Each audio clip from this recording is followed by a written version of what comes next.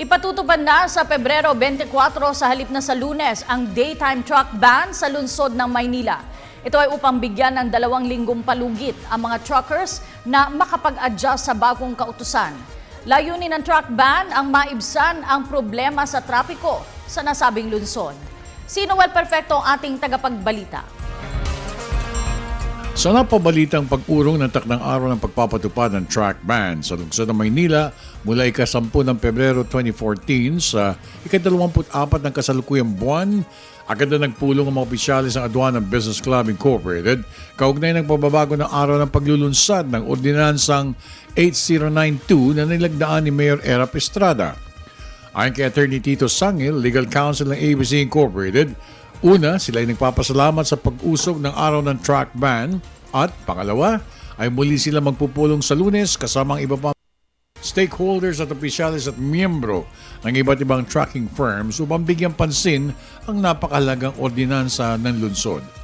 And we're going to invite all the affected sectors to a consultative meeting on the possible course of action to take. And we're inviting not only the private sector, even the government sector.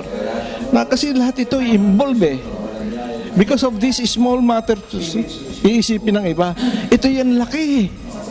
Matatandaan na kahapon lamang ay mismong si Mayor Erap Estrada naghayag na tuloy na sa Lunes ang pagpapatupad ng bagong ordinansa na nagbabawal sa mga naglalakihang mga truck sa mga pangunahin at secondary roads ng lungsod, partikular sa mga oras ng mula alas 5 ng umaga hanggang alas 9 ng gabi tuwing weekdays. Whenever you introduce something new, there's always resistance. So we're used to that. And we're ready. We are ready to face any resistance.